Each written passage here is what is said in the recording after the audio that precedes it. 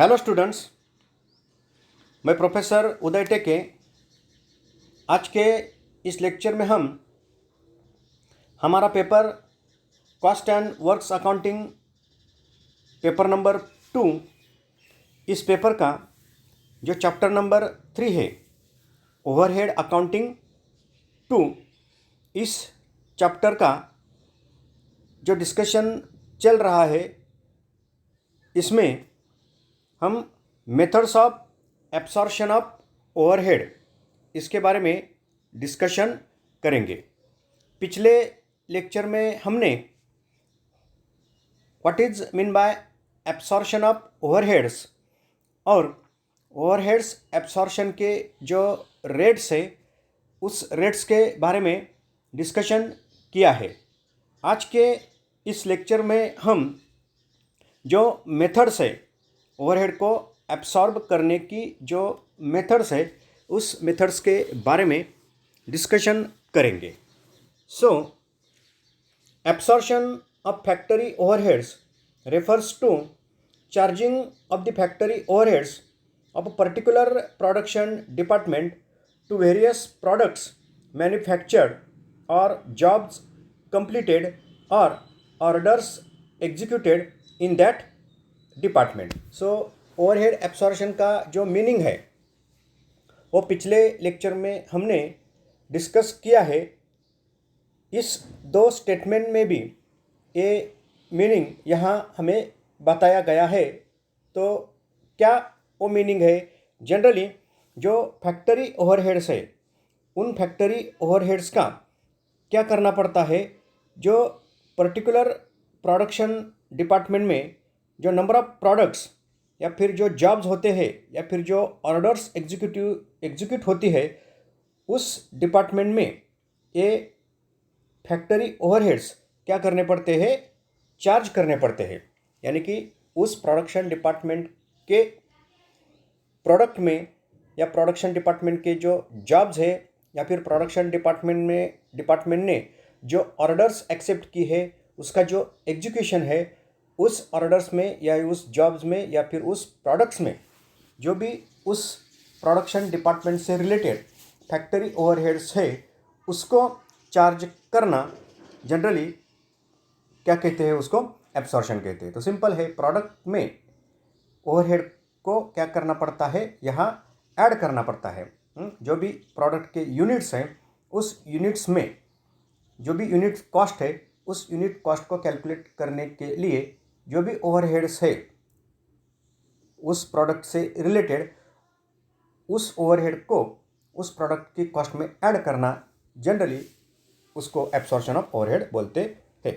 So the methods for the absorption of these overheads may be put into two categories. So जो methods है product में overhead को absorb करने की जो मेथड्स है उसको दो कैटेगरीज में क्या किया जाता है, डिवाइड किया जाता है। तो पहली जो मेथड है वो है परसेंटेज मेथड और जो दूसरी मेथड है आवरली रेट मेथड। सो ये दो मेथड्स ओवरहेड एब्सॉर्प्शन के लिए क्या की जाती है, यूज की जाती है।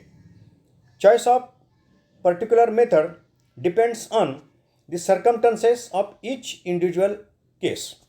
As such the method of absorption may differ from industry to industry and from company to company also.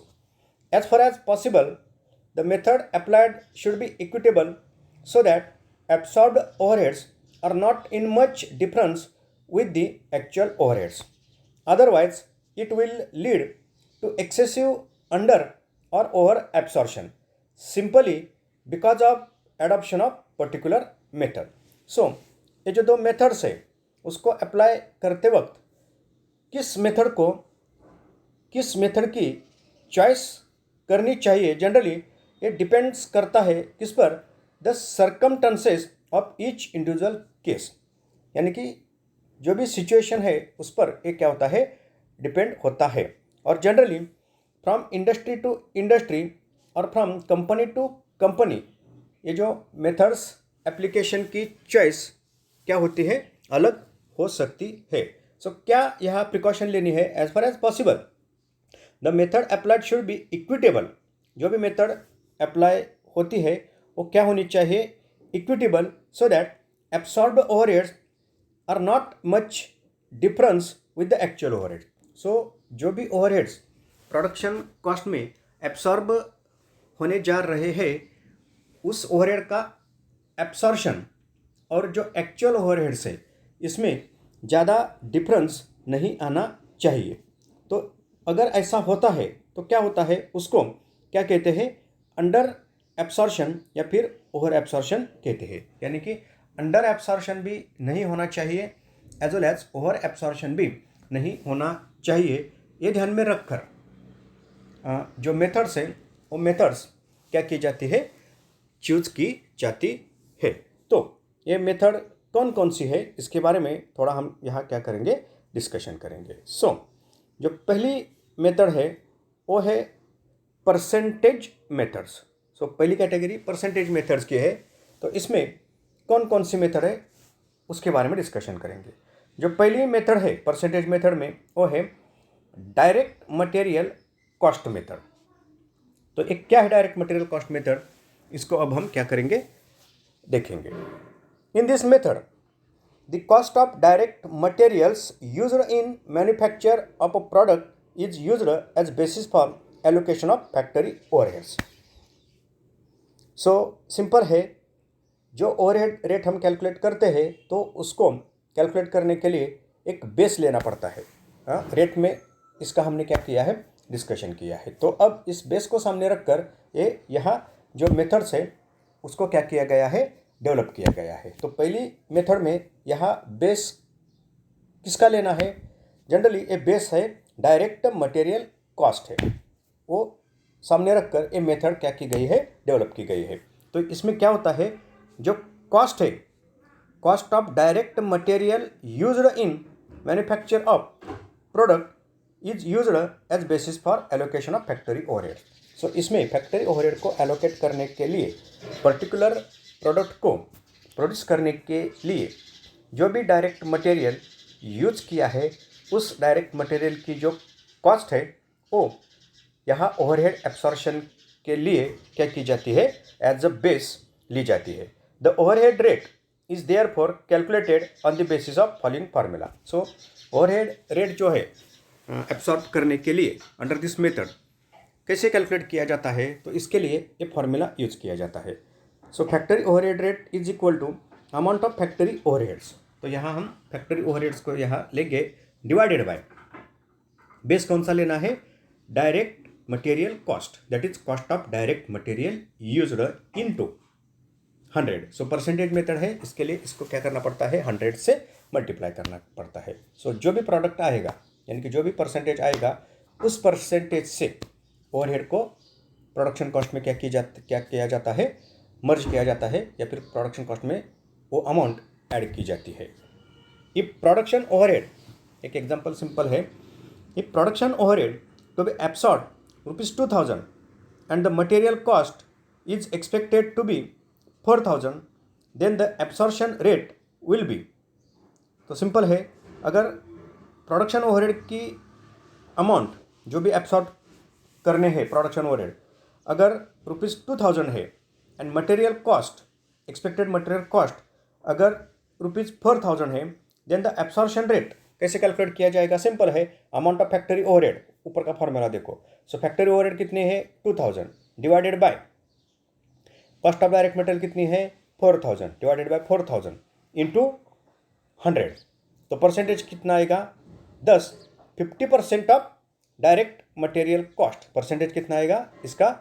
2000 divided by 4000 into 100 is equal to 50%। So जो 50% ऑफ डायरेक्ट मटेरियल कॉस्ट, ये क्या आएगा? परसेंटेज आएगा। सो absorption कैसे होगा? Just for a job requiring direct material of ₹200, अगर एक job produce करना है, एक ऑर्डर है उसको अगर प्रोड्यूस करना है और इसके लिए मटेरियल, डायरेक्ट मटेरियल कितना लगता है? 200 लगता है। The production overhead to be absorb will be ₹100, और प्रोडक्शन ओवरहेड को, ओवरहेड की अमाउंट कितनी है? 100 है, और उसको एब्सॉर्ब करना है तो एब्सॉर्ब करने के लिए परसेंटेज कितना लिया जाएगा, दैट इज 50% ऑफ ₹200। सो इसका मतलब क्या है, सो प्रोडक्शन ओवरहेड कितने होंगे, जो भी मटेरियल यूज किया जाता है उसका 50% क्या होंगे, फैक्ट्री ओवरहेड्स होंगे। यानी कि फैक्ट्री ओवरहेड्स की अमाउंट यहाँ प्री डिटरमाइन होगी, वो कितनी होगी, सिंपल है, एब्सॉर्प्शन का रेट कितना है 50% ऑफ। अगर ये बेस लिया है तो जो कैलकुलेशन हुआ है वो कैलकुलेशन कितना है, जनरली इस फैक्ट्री में क्या होता है 50% डायरेक्ट मटेरियल कॉस्ट के 50% क्या होता है, फैक्ट्री ओवरहेड्स होते हैं। तो अब यहाँ क्या किया जाएगा, अगर डायरेक्ट मटेरियल किसी भी स्पेसिफिक जॉब को एग्जीक्यूट करने के लिए, तैयार करने के लिए अगर डायरेक्ट मटेरियल 200 रुपये का लगता है तो फैक्ट्री ओवरहेड्स कितने होंगे, उसके 50% दैट इज ₹100 होंगे। It is assumed that relationship between materials and factory expenses will not change. तो इसमें एक एजम्पशन क्या है कि जो रिलेशन है फैक्ट्री ओवरहेड का और डायरेक्ट मटेरियल कॉस्ट का वो चेंज नहीं होता। तो इसके लिए पहले ये क्या किया जाता है कि फैक्ट्री ओवरहेड जो भी एक्चुअल है और डायरेक्ट मटेरियल कॉस्ट जो भी एक्चुअल है, इसको सामने रखकर इसका रिलेशन देखकर एक परसेंटेज निकाला जाता है और उसी परसेंटेज में आगे जाकर जो भी ओवरहेड्स आएंगे उसको क्या किया जाता है, एस्टिमेट किया जाता है। यानी कि फैक्ट्री मटेरियल कॉस्ट के डॉट डॉट परसेंटेज, एक स्पेसिफिक परसेंटेज में क्या किया जाएगा, फैक्ट्री ओवरहेड को यहाँ कंसिडर किया जाएगा और प्रोडक्शन कॉस्ट कैलकुलेट करते वक्त ये 50% फैक्ट्री ओवरहेड क्या किए जाएंगे, कंसिडर किए जाएंगे। ये इस मेथड का क्या है, एक मीनिंग है। तो देखो, this method may give satisfactory results in the following circumstances. So ये मेथड सेटिस्फैक्टरी रिजल्ट कब दे सकती है, कुछ सर्कमस्टेंसेस है, इस सर्कमस्टेंसेस में जनरली ये मेथड फॉलो करनी चाहिए। पहला सर्कमस्टेंस है where the amount of overhead is insignificant in relation to cost of material and wages. इस सिचुएशन में ये मेथड सेटिस्फैक्टरी रिजल्ट दे सकती है। यानी कि सिग्निफिकेंट नहीं, इनसिग्निफिकेंट वो अमाउंट, यानी कि एक रिलेशन होना चाहिए।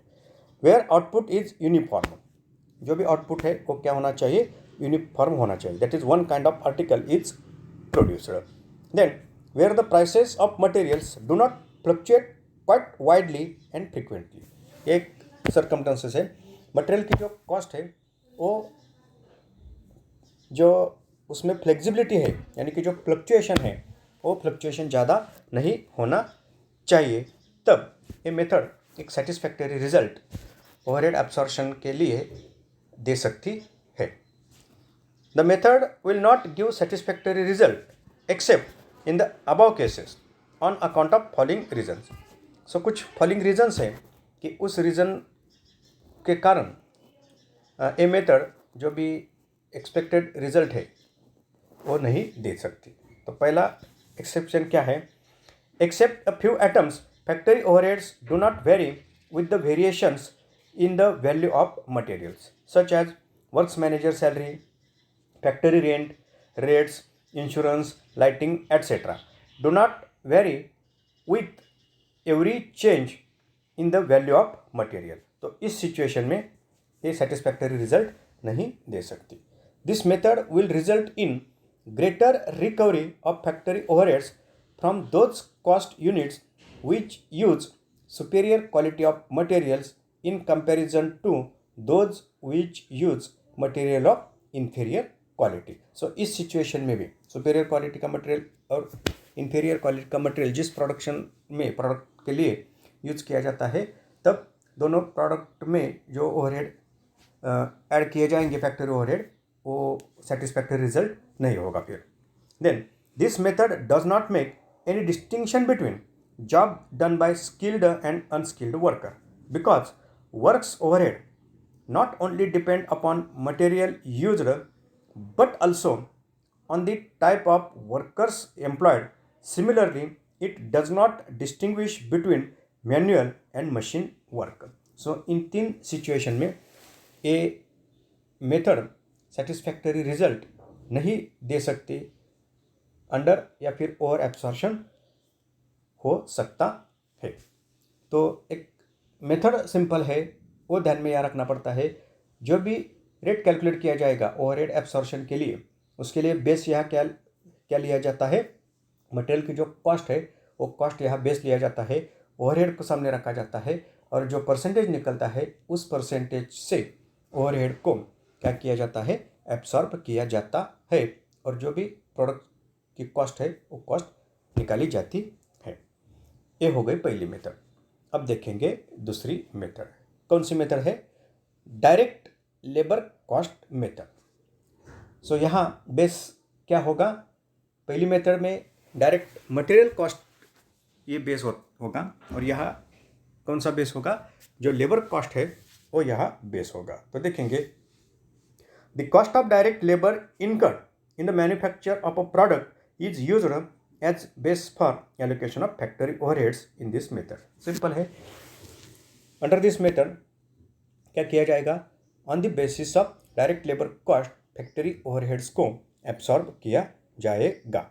जो फॉर्मूला है, the formula for calculating the factory overhead rate based on labour can be put as follow. So based on labour cost जो फॉर्मूला होता है वो इस तरह होगा। क्या? Amount of factory overhead divided by cost of direct labour into 100।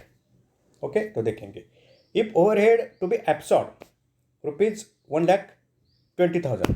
So overhead को absorb करना है, वो ओवरहेड कितने हैं? 1,20,000, and the direct wages are estimated at rupees 8 lakh.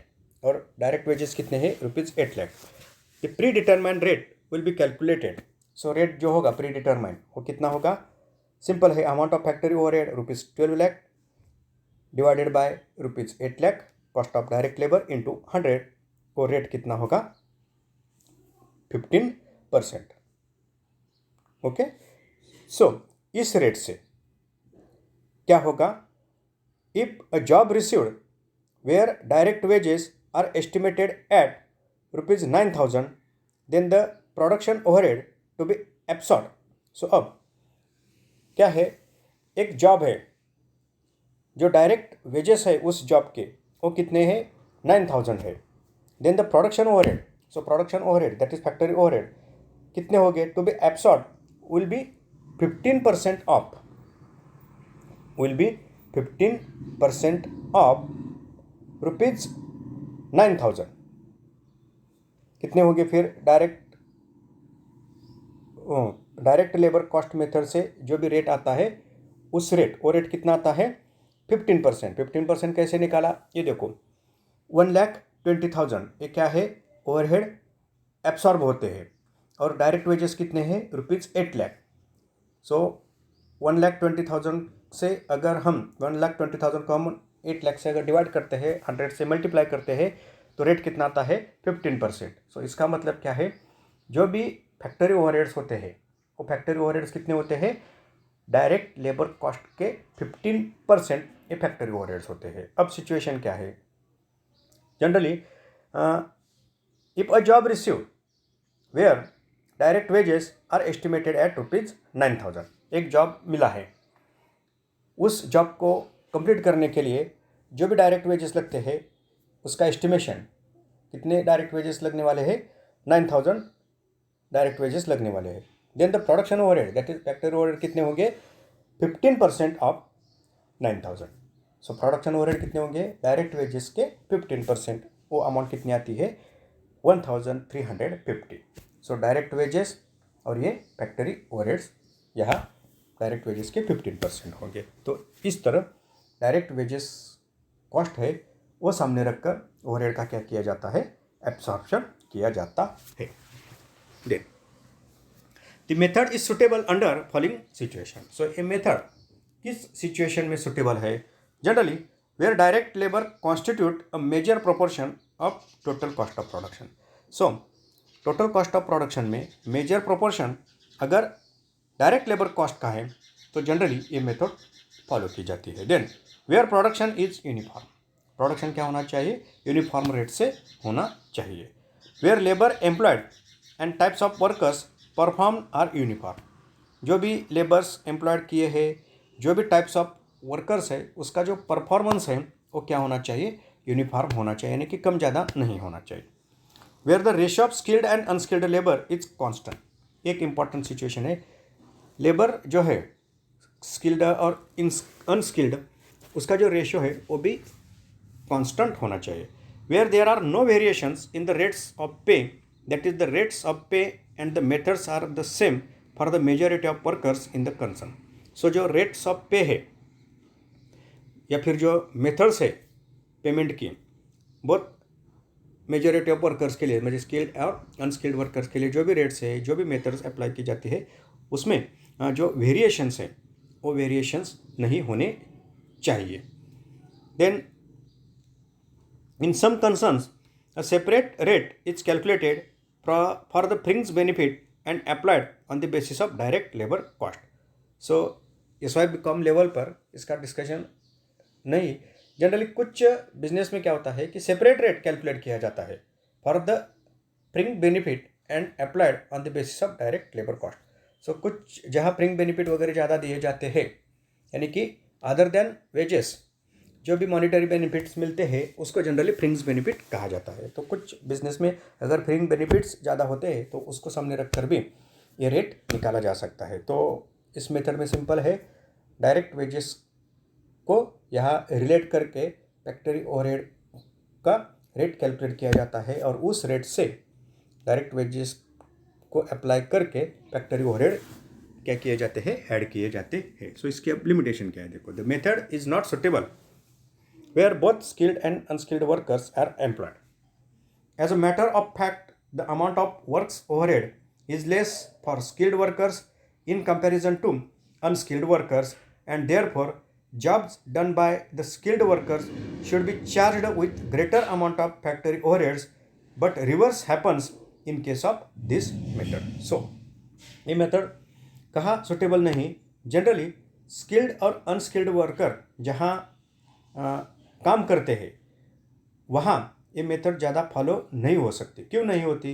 Generally जो अमाउंट है वर्क्स ओवरहेड की less for skilled worker in comparison to unskilled worker, and therefore job done by unskilled worker should be charged with greater amount of factory overhead. So unskilled worker के overhead, unskilled worker का जो jobs है उसमें automatically over charge हो सकते हैं. तो इसके लिए ये मेथड सुटेबल नहीं है. Then works overhead also depends upon time.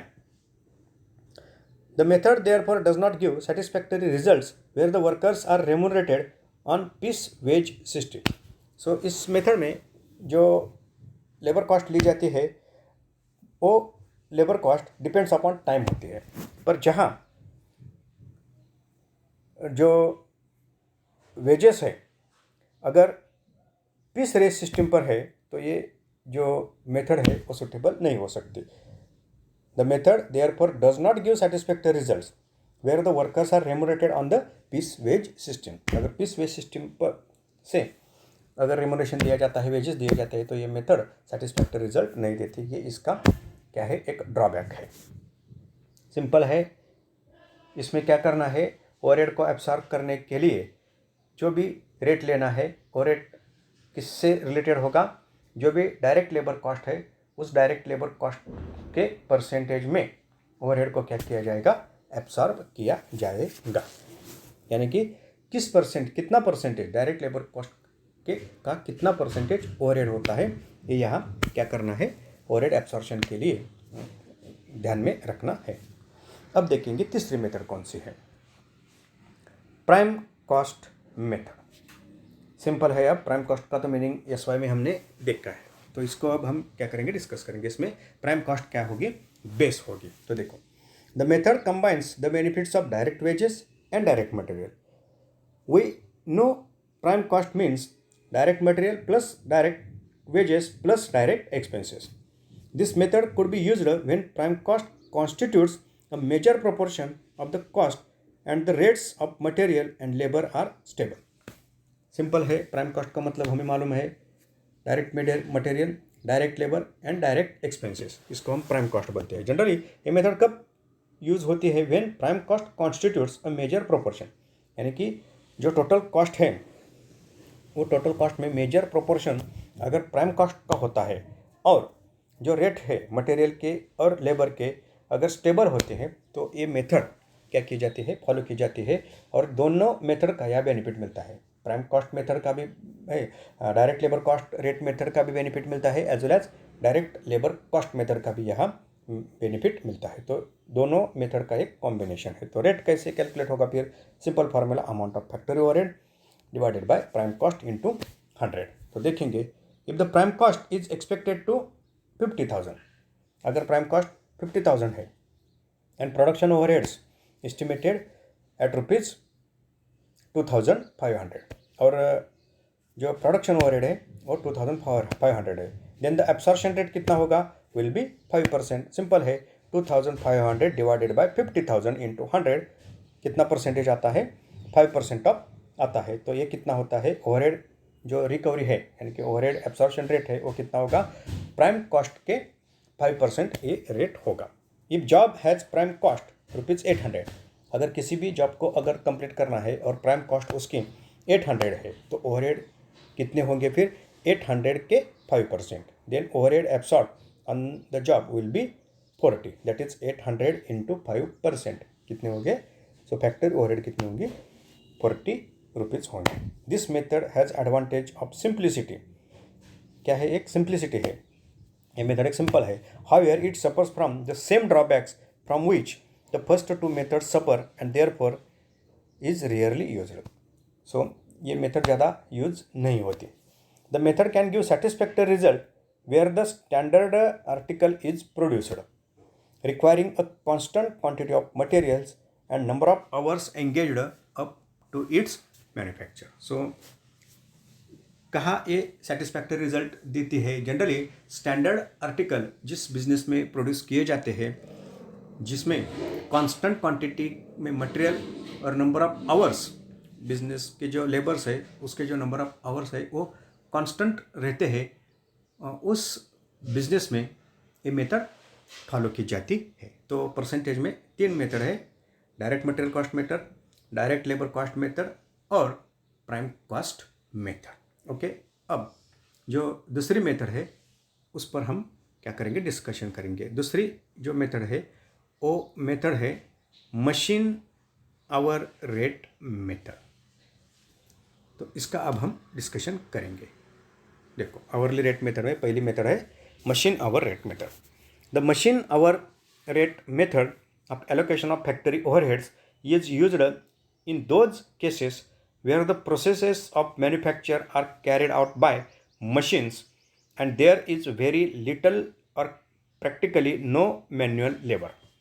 It is determined by dividing the overhead cost to be apportioned or absorbed by the number of machine hours expended or to be expended. The formula for calculating the overhead rate may be put as under. So simple है machine hour rate. Generally ये जो machine hour rate method है कहाँ follow की जाती है, इसमें क्या होता है, allocation of factory overheads used in those cases where process of manufacture are carried out by machines and there is very little और practically no manual labour. Generally जहाँ लेबर कम रहते हैं और मशीन प्रोडक्शन में ज़्यादा रोल बजाती है, रोल प्ले करती है, उस फैक्ट्री में, उस बिजनेस में ये machine hour rate method follow की जाती है। ये मशीन आवर रेट कैसे डिटरमाइन किया जाता है, it is determine by dividing the overhead cost to be apportion, जो भी ओवरहेड कॉस्ट अपॉर्शन करनी है, और absorb by the number of machine hours expected और to be expected. So machine hours जो है, जितने आवर्स तक मशीन काम करती है किसी भी पीरियड में, उस आवर्स से उस फैक्ट्री ओवरहेड को रिलेट करके रेट निकाला जाता है। तो फार्मूला कैसे होगा, फिर देखो, factory overhead rate is equal to amount of factory overheads divided by machine hours. So machine hours से डिवाइड करके फैक्ट्री ओवरहेड को ये रेट निकाला जाता है। ओके, तो देखेंगे hours could be actual hours. So ये जो आवर्स है वो कौन से हो सकते हैं, hours could be actual hours और बजटेड आवर्स।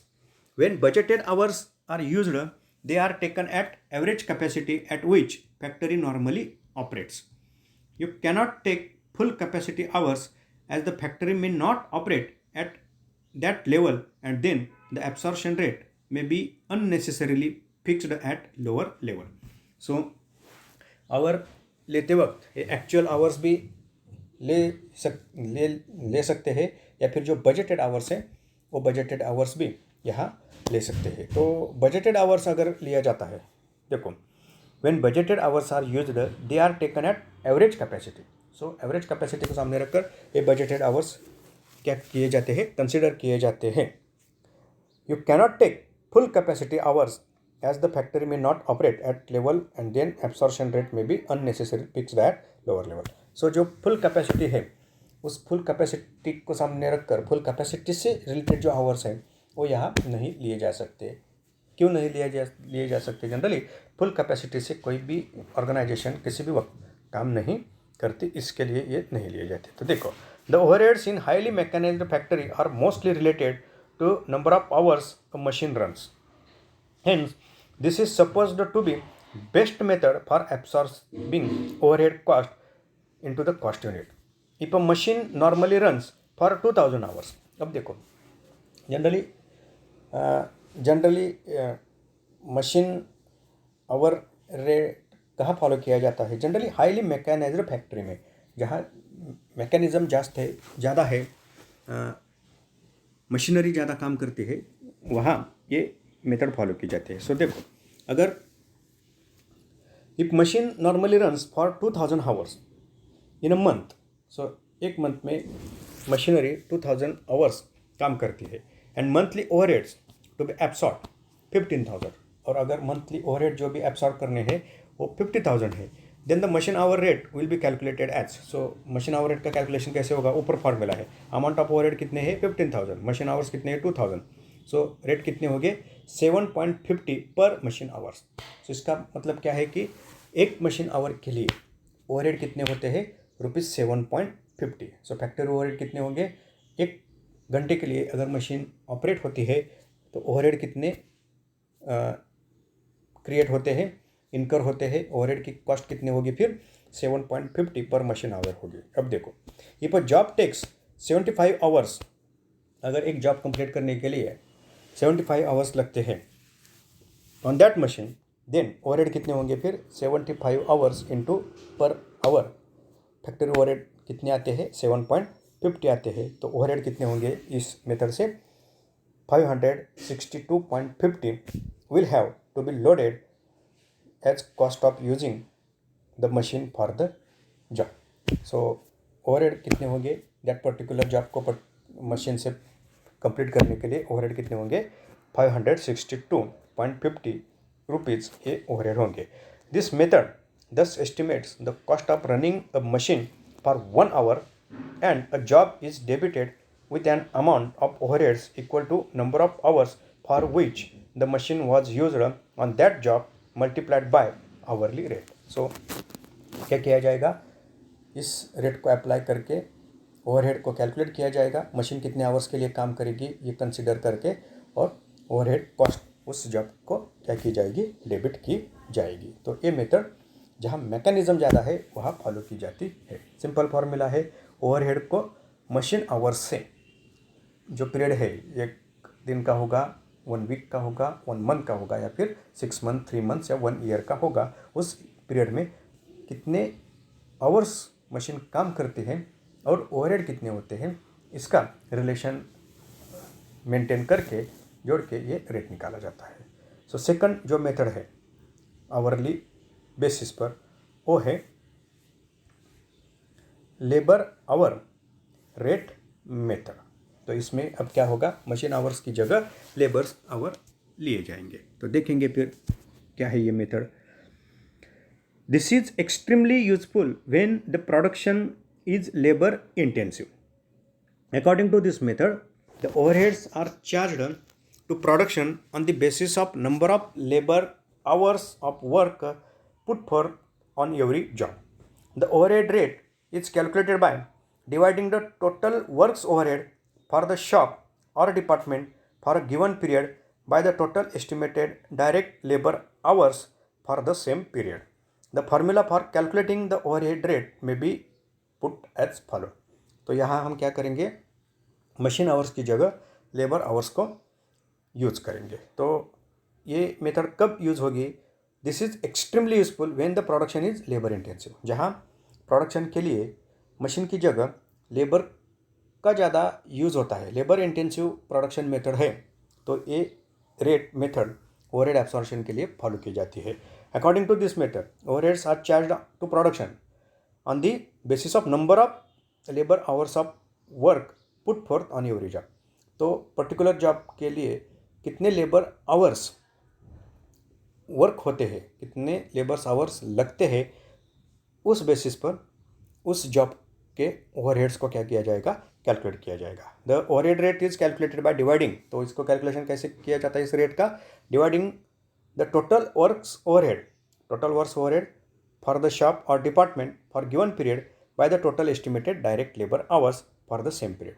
तो उसी पीरियड के जो लेबर आवर्स है और उसी पीरियड के जो ओवरहेड्स है उसको यहाँ रिलेट करके ये रेट निकाला जाता है। तो फॉर्मूला कैसा होगा फिर? Amount of factory overheads divided by direct labour hours, ये सिंपल फार्मूला होगा।